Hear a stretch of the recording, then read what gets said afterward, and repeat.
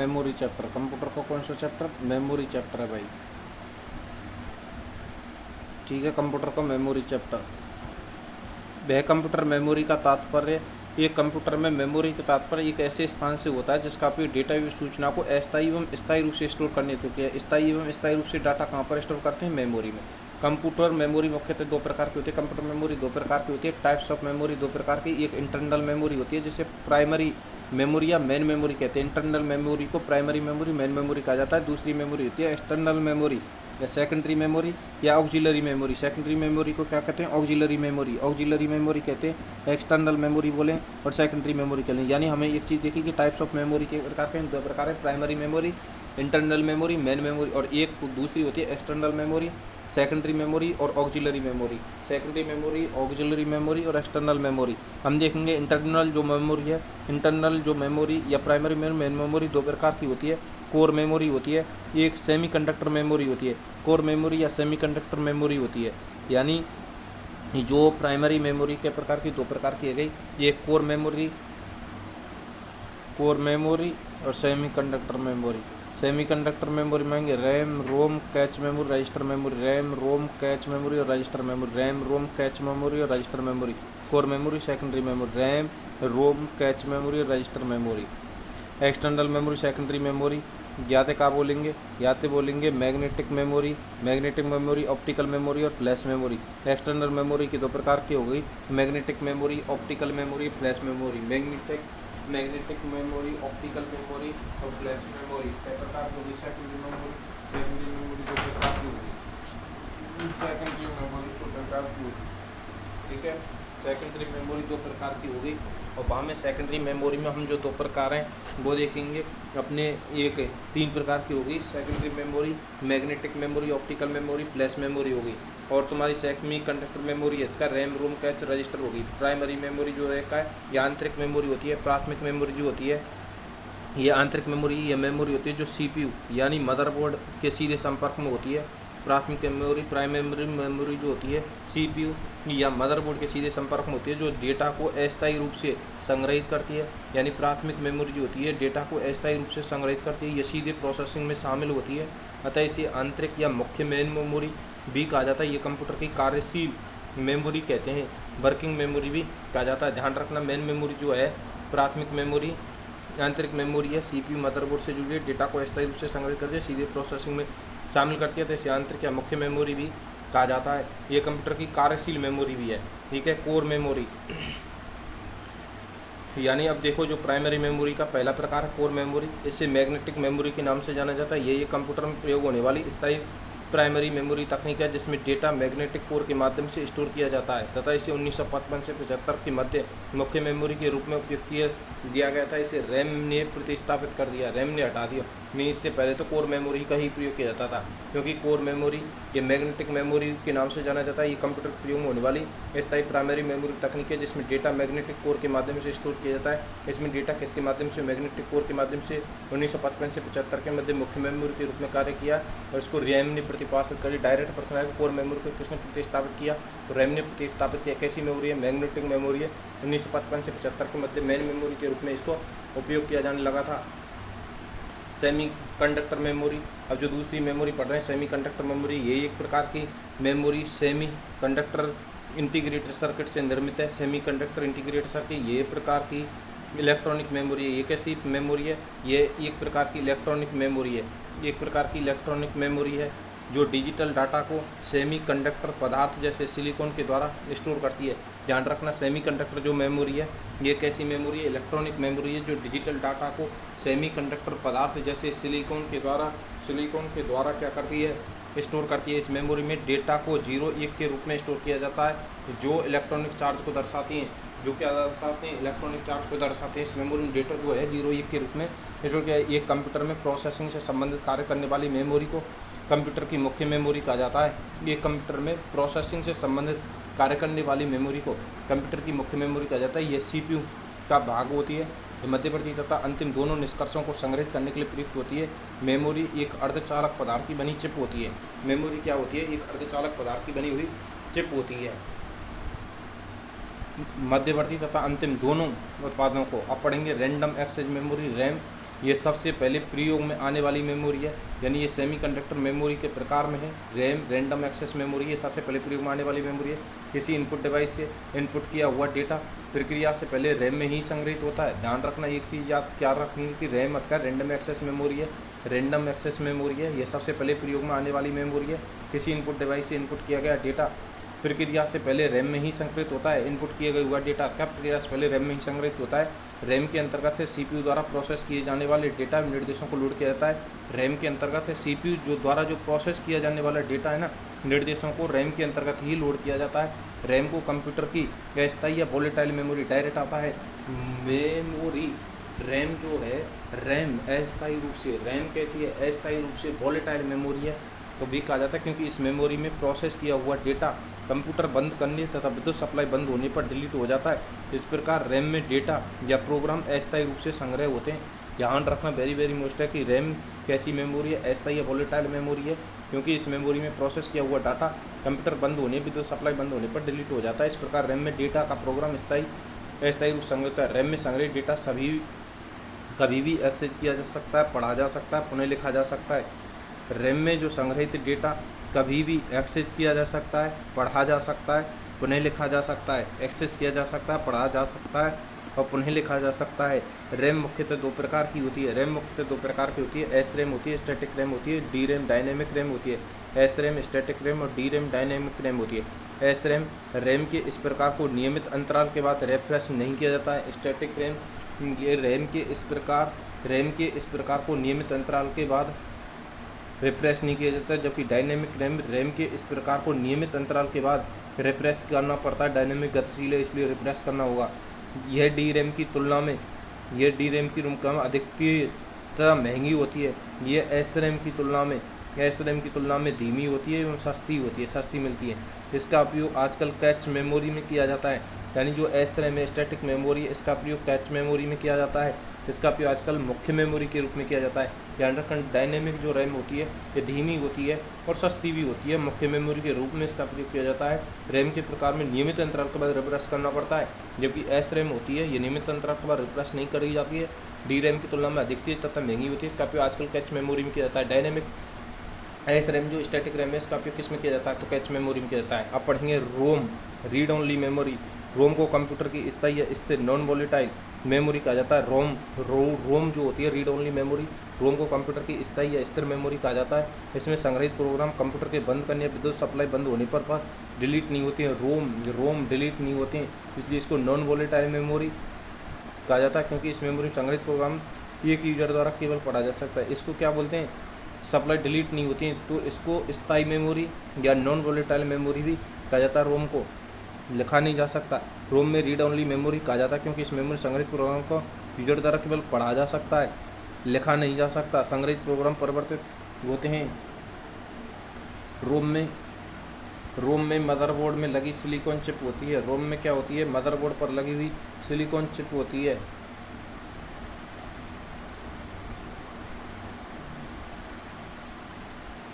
रोम motherboard पर लगी हुई सिलिकॉन चिप होती है। इसमें निर्देश एवं डेटा इसके निर्माण के समय ही निर्माता द्वारा स्टोर कर दिए जाते हैं। रोम के अंतर्गत एक कंप्यूटर की कार्यप्रणाली में संबंधित प्रोग्राम मूलभूत निर्देश होते हैं।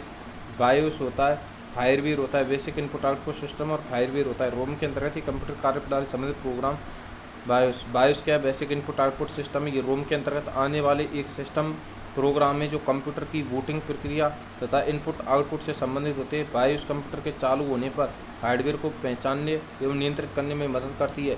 डायरेक्ट आता है जो बायोस होती है। बायोस क्या है, BIOS basic input output system है। ये रोम के अंतर्गत आने वाली एक सिस्टम प्रोग्राम है जो कंप्यूटर की बूटिंग प्रक्रिया तथा इनपुट आउटपुट से संबंधित होती है। बायोस कंप्यूटर के चालू होने पर हार्डवेयर को पहचानने एवं नियंत्रित करने में मदद करती है। बायोस क्या है, बेसिक इनपुट आउटपुट सिस्टम। ये रोम के अंतर्गत आने वाली एक सिस्टम प्रोग्राम है जो कंप्यूटर की बूटिंग प्रक्रिया तथा इनपुट आउटपुट से संबंधित होती है। बायोस कंप्यूटर के चालू होने पर हार्डवेयर को पहचानने में नियंत्रित करने में मदद करती है। फर्मवेयर क्या है, रोम में स्टोर सॉफ्टवेयर है, प्रोग्राम को फर्मवेयर कहा जाता है। यानी ध्यान रखना कि जो फर्मवेयर क्या है, ये रोम में स्टोर सॉफ्टवेयर या प्रोग्राम को फर्मवेयर कहा जाता है। रोम में जो स्टोर सॉफ्टवेयर या प्रोग्राम है उसको फर्मवेयर कहा जाता है। ये निर्माता द्वारा रीड ओनली मेमोरी के निर्माण, फर्मवेयर जो है ये रोम में स्टोर सॉफ्टवेयर या प्रोग्राम को फर्मवेयर कहा जाता है। ये निर्माता द्वारा रीड ओनली मेमोरी के निर्माण में शामिल लिखे जाने वाले प्रोग्राम का समूह है। ठीक है, फर्मवेयर एक प्रकार का स्थायी सॉफ्टवेयर होता है। फर्मवेयर एक प्रकार का स्थायी सॉफ्टवेयर होता है जो किसी हार्डवेयर के भीतर इंस्टॉल किया जाता है और इस हार्डवेयर को नियंत्रित एवं चलाने हेतु जिम्मेदार होता है। इस हार्डवेयर को चलाने हेतु नियंत्रित व जिम्मेदार होता है। इसके अलावा रोम का उपयोग स्वचालित मशीनों, खिलौनों आदि में किया जाता है। रोम का प्रयोग किस में किया जाता है? स्वचालित मशीनों और खिलौनों में किया जाता है। एक कंप्यूटर में रोम के मुख्यतः 3 प्रकार की जो होती है। रोम मुख्यतः कई प्रकार की होती है? कंप्यूटर में मुख्यतः 3 प्रकार की होती है। P ROM programmable read only memory, E P ROM erasable programmable read only memory, P ROM programmable read only memory. इसमें केवल एक बार ही प्रोग्राम को लिखा जा सकता है लेकिन बार बार पढ़ा जा सकता है। P ROM programmable read only memory में इसमें केवल प्रोग्राम को एक बार लिखा जा सकता है लेकिन बार बार पढ़ा जा सकता है। पी रोम में E P ROM erasable programmable read only, इसमें आवश्यकता होने पर लिखे प्रोग्राम को मिटाया जा सकता है, इरेजेबल कर सकते हैं और नया प्रोग्राम डाला जा सकता है। इसमें लिखे प्रोग्राम को मिटाने हेतु पराबैंगनी किरणें अल्ट्रा वायलेट का प्रयोग किया जाता है।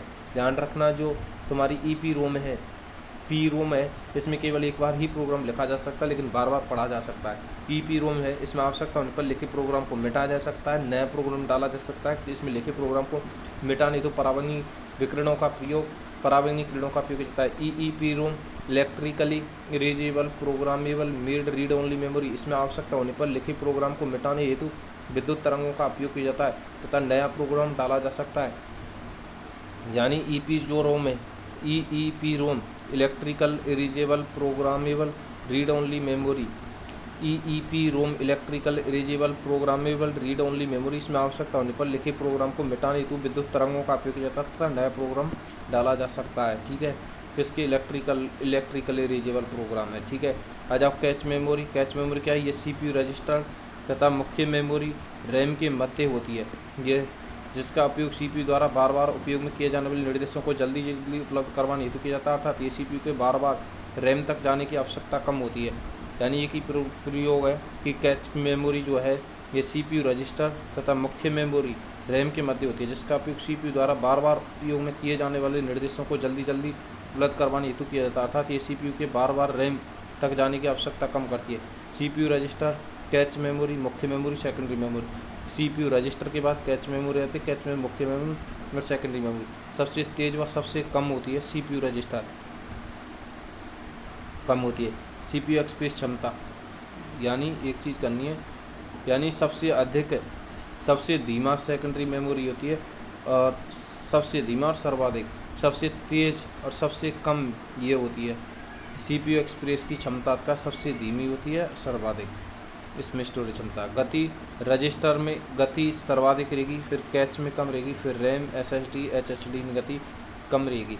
यानी सर्वाधिक जो गति है, गति की अगर हम बात करें तो सबसे गति रजिस्टर में रहेगी, फिर वहाँ के बाद कैच मेमोरी में रहेगी, फिर वहाँ के बाद रैम में रहेगी, फिर SSD, HDD, SSD register, cache memory, RAM और SSD। द्वितीयक मेमोरी, सेकेंडरी मेमोरी डेटा को स्थायी रूप से संग्रहित करने के लिए बाह्य मेमोरी की आवश्यकता होती है। इसे बाह्य सहायक मेमोरी, एक्सटर्नल ऑक्सिलरी मेमोरी भी कहते हैं। इसमें संग्रहित डेटा हमेशा सुरक्षित रहते हैं तथा कंप्यूटर बंद करने पर भी नष्ट नहीं होते हैं। उदाहरण HDD, SSD, CD, DVD, pen drive, hard disk, floppy disk, magnetic tape आदि। इन्हें द्वितीयक संग्रहणी या सेकेंडरी स्टोरेज डिवाइस भी कहा जाता है। सेकेंडरी स्टोरेज डिवाइस देखो, ये 3 प्रकार की होती है। मैग्नेटिक मेमोरी होती है सेकेंडरी मेमोरी में, ऑप्टिकल मेमोरी प्रकाशीय होती है, एक फ्लैश मेमोरी होती है। यानी मैग्नेटिक मेमोरी चुंबकीय मेमोरी होती है, एक ऑप्टिकल मेमोरी प्रकाशीय मेमोरी होती है, एक फ्लैश मेमोरी होती है। ठीक है, जो मैग्नेटिक मेमोरी जो होती है, मैग्नेटिक जो मेमोरी होती है, ठीक है, जो मैग्नेटिक मेमोरी होती है, चुंबकीय मेमोरी, इसमें sequential exchanging magnetic memory, magnetic tape होता है। यानी चुंबकीय मेमोरी, यानी ये सेकेंडरी मेमोरी है ना, ये तीन प्रकार की है। कौन कौन सी? मैग्नेटिक मेमोरी, ऑप्टिकल मेमोरी और फ्लैश मेमोरी। कौन कौन सी? चुंबकीय तरंग मेमोरी, प्रकाशीय और फ्लैश मेमोरी। ठीक है, चुंबकीय मेमोरी है सीक्वेंशियल एक्सचेंजिंग मैग्नेटिक मेमोरी, इसके अंदर मैग्नेटिक टेप, ये दो प्रकार की होती है चुंबकीय memory, sequential access magnetic tape और direct access magnetic memory. Sequential access magnetic memory जो होती है ये मैग्नेटिक टेप होती है, मैग्नेटिक टेप होती है, ठीक है साहब। एक डायरेक्ट एक्सेस मैग्नेटिक मेमोरी होती है, फ्लॉपी डिस्क होती है, हार्ड डिस्क होती है, मैग्नेटिक ड्रम होता है, जिप डिस्क होती है, विंचेस्टर डिस्क होती है, मैग्नेटिक बबल मेमोरी होती है, मैग्नेटिक बबल मेमोरी होती है,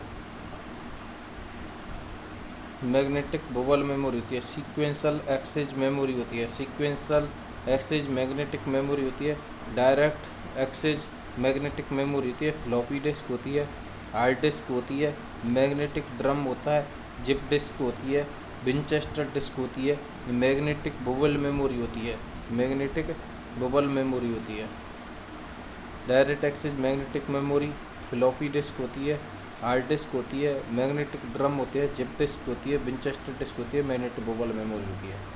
ऑप्टिकल जो मेमोरी, प्रकाशीय मेमोरी सीडी, डीवीडी और बीआरडी होती है, सीडी, डीवीडी और बीआरडी होती है, सीडी रोम, सीडी बोर्म, आर बोर्म और CD RW. Memory card, pen drive और एसएसडी। मेमोरी कार्ड और मेमोरी कार्ड जो होता है, मेमोरी कार्ड फ्लैश मेमोरी में था, पेन ड्राइव और SSD. Memory card, pen drive और ऑप्टिकल में CD, DVD, BRD, CD ROM, CD RW, ठीक है। ये याद रखें। Floppy disk, hard disk, magnetic zip disk, Winchester disk, ये डायरेक्ट एक्सेस मैग्नेट में, सीक्वेंशियल में मैग्नेटिक टेप आएगा। मैग्नेटिक मेमोरी क्या होती है? मैग्नेटिक मेमोरी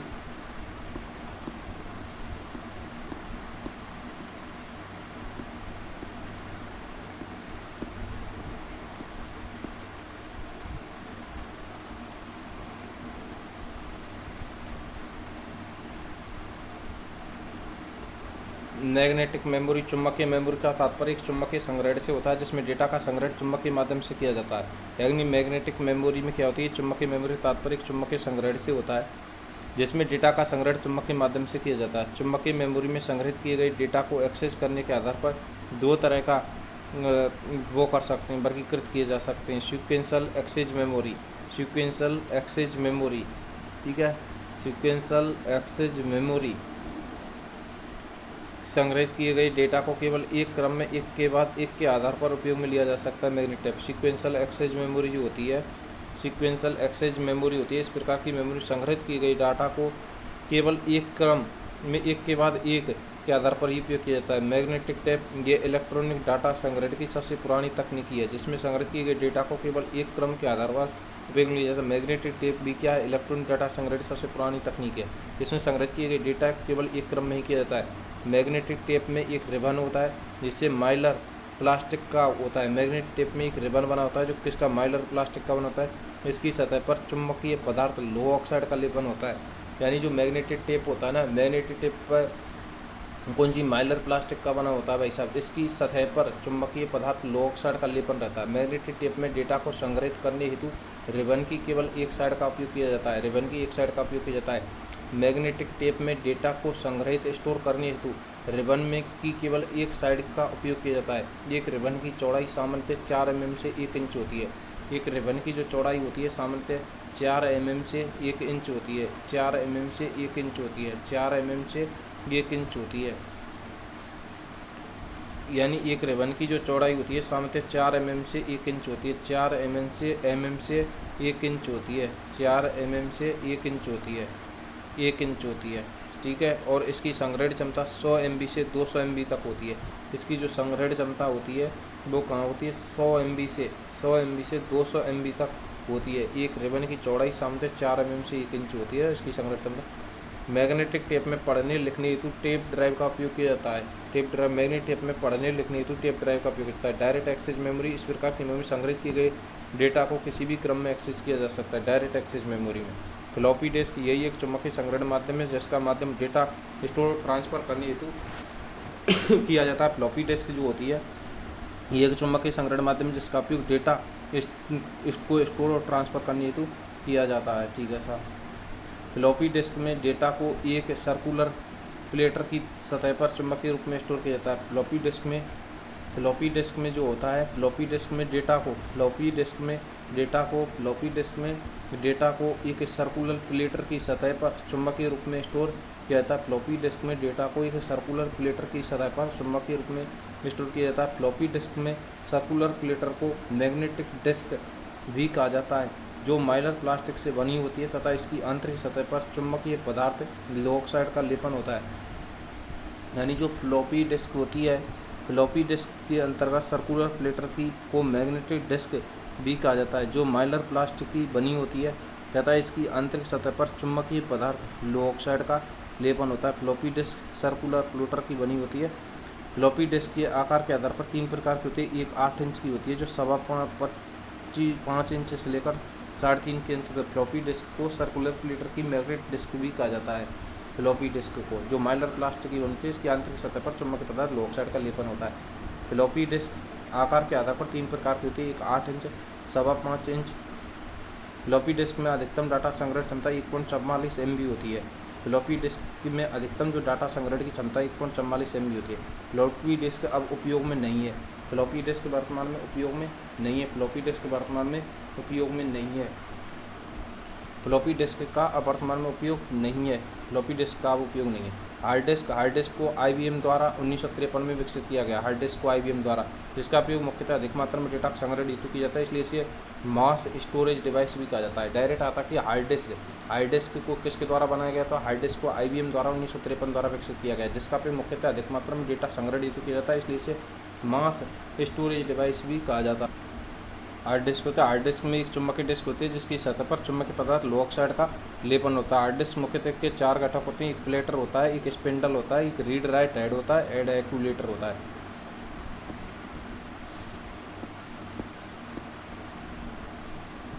ठीक है सर, अभी ये जो क्लास है ये हमने हार्ड डिस्क तक देखी, अभी इसको हम नेक्स्ट वीडियो में देखेंगे। ठीक है।